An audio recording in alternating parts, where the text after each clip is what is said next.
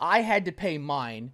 These kids should have to pay theirs. If it doesn't affect you, why are you so upset about it? Wiping out $1.5 trillion in debt overnight is not going to end well.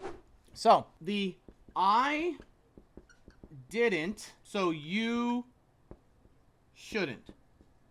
I didn't have this, so you shouldn't get it. Or I had to pay this, so you should have to pay it. This is a problem. And it's not just a boomer generation, a millennial generation, a zoomer generation. Everybody does it. I used to have this problem. I still do, but I used to have it a lot. And my big problem was when I was in traffic, right?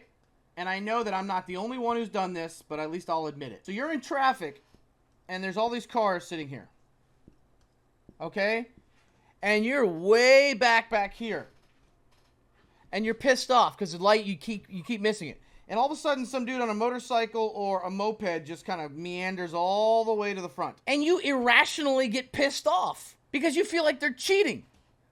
Well, I had to wait in this line. You should have to wait in this line. You shouldn't be able to do this because you have a smaller thing. This is bullshit.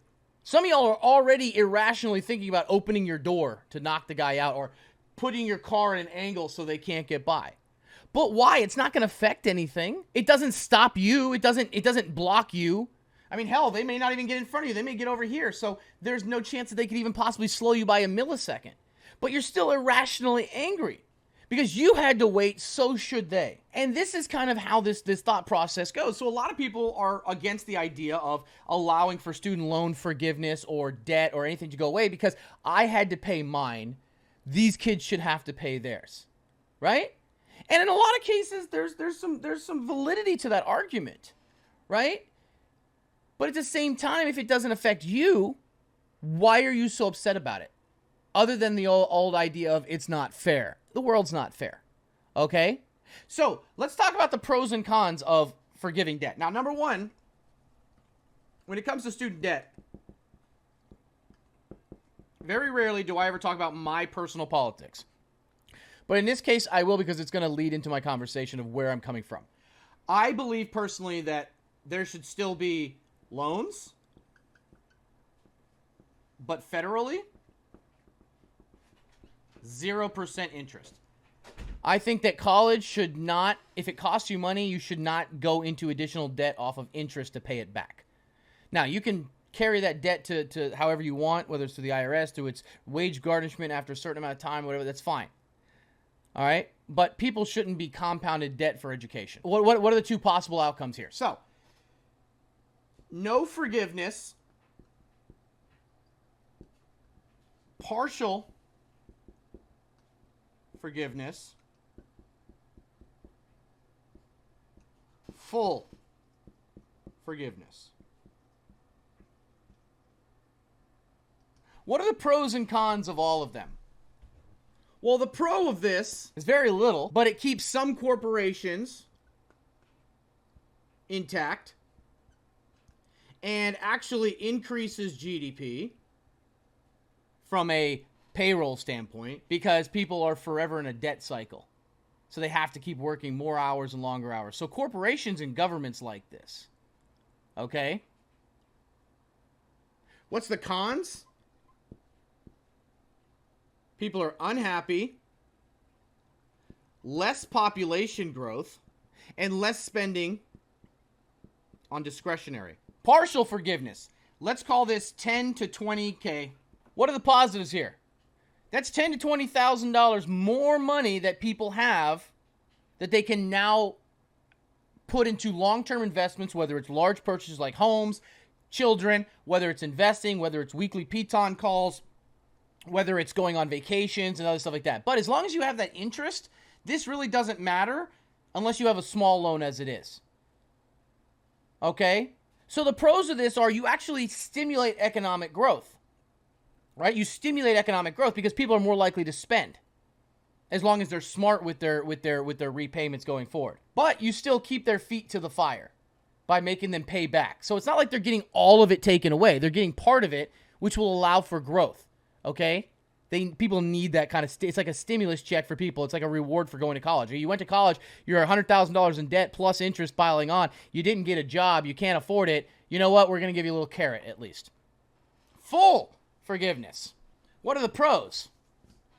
Well, a lot of people will have a lot more money in their pockets that they can now buy homes and large purchases and growth. They have less debt. They can have children. They can have families. They can do all that. What's the cons? Potential economic collapse. $1.5 on the minimum trillion dollars in debt wiped out. And then we start over again. Does everybody else going to college go for free? No? Then why did you wipe everybody's college debt out? Is everybody going back at a discounted rate? No? Then why did you wipe everybody's debt out? You didn't do this. Several banking institutions, several private companies, several, regulated companies are going to get liquidated. And the amount of money that's flowing back on unaccounted for money going back into the system, inflation goes up significantly and unemployment is going to go up. Now you might be saying, Stocky, that's a lie. That's bullshit. Fuck you. You don't know. You've never seen it happen, so don't fucking come at me. I'm giving you my opinion. Don't come at me with your, that's not true, Stocky. It's not? Okay, so you've ever witnessed 1.5 trillion disappear in debt? No, you haven't, so shut up, you little shits. I see you in chat. It's not true. You don't fucking know. You've never seen it happen. Okay, these are potentials. But more importantly, what do you do with everybody else going to college? Do you now say that every single person going to college moving forward is going to go for free? Okay. If not, then why did you forgive these people but you're not forgiving future people? You're more like, now you're telling people not to go to college or to go to college and take on as much debt because of the potential for them to get, forgiven in the future as well. What do you do?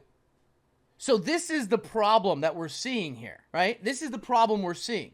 And that's why partial forgiveness is potentially the best option here. I think the best option is instead of that to say all federal backed loans. Here's the thing. Here's how you get around it. If I was the president, this is how I would get around it to try to make some people, because you're never going to make everybody happy. Everybody's going to hate you no matter what. So what you do is you say, okay, I'm not forgiving any student loans, but what I am going to do is all federal loans, back payment, all the interest is forgiven. That's the key. That's the key. Is forgive all previous interest and work towards future loans not having interest for federal loans. That's what I would do to try to find a middle ground at some point. Okay? Now, as far as private loans, there's not much you can do on that. Now, obviously, interest rates are not set by the president, but if I was going to go down, if I had already made up my decision to make legislation on this, that's what I would do. But only if I was already there. You know what I mean? Like, that's where I would be going with. But the idea of, we can just forgive all student debt because money is just a configuration and it's not going to have any effect is a bad take, because wiping out $1.5 trillion in debt overnight with the stroke of a pen is not going to end well. And not only that, then everybody's going to want to talk about other types of debt. Like, well, education is a right, so it shouldn't have this. Well, then where's the argument for isn't housing a right? Are you going to eliminate mortgages? Healthcare is a right. Are you going to eliminate? So we'll eliminate the debt on something that's not a right, but if we think healthcare and homes are a right, then what? You see what I mean? So this is where this conversation goes much further than just stroke of a pen.